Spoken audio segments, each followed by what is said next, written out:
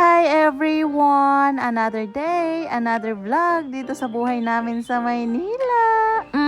Wala pa kami sa bukid. Nasa city pa din kami. At syempre ngayong araw nga ay papunta nga ulit kami ngayon sa clinic. Pangatlong linggo ay sisilipin nga ulit yan ng kanyang tainga para nga sigurado kung clear na nga para sa hearing test. Kung makikita nyo nga sa video ay kalmado nga ang bugres ko dyan dahil nga nakita niya si Jollibee sa labas. Sabi ko nga sa kanya ibabalik kami doon basta behave nga siya kay Doc mamaya. At yun ang nga nangyari ay talagang napakadaling kausap nga ng aking bugris. Pero siguro nga dahil best friend niya na nga si Doc at ilang beses na nga din ito nakita, nabawasan na nga ang kanyang pagkatakot.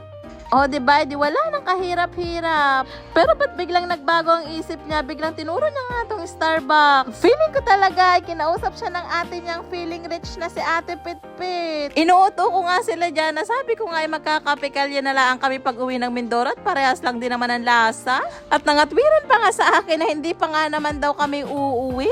Hindi naman daw alam kung kailan pa nga kami makakauwi. Ay, kailan pa nga kaya kami makakauwi. Pero good news naman at nakahanap na kami ng slot para sa hearing test niya nga. Next week na gagawin yung test niya, pero na lang talaga ang kulang at medyo mahal nga yung mga test na gagawin sa kanya. Hay, sana nga maging okay na ang lahat. Kung nahihirapan na nga ako sa mga ginagawa namin araw-araw, alam ko na hirap na din siya sa mga ginagawa sa kanya. Alam niyo yun, na kahit walang-wala ka na, gagawa ka talaga ng paraan para sa anak mo. Kahit wala nang maipon. Alam ko na umpisa pa lamang ito at marami pa nga kami paggagastusan sa kanya. Sabi nga lagi sa akin ng papa niya, yun nga daw ang purpose kung bakit nga siya nagtatrabaho.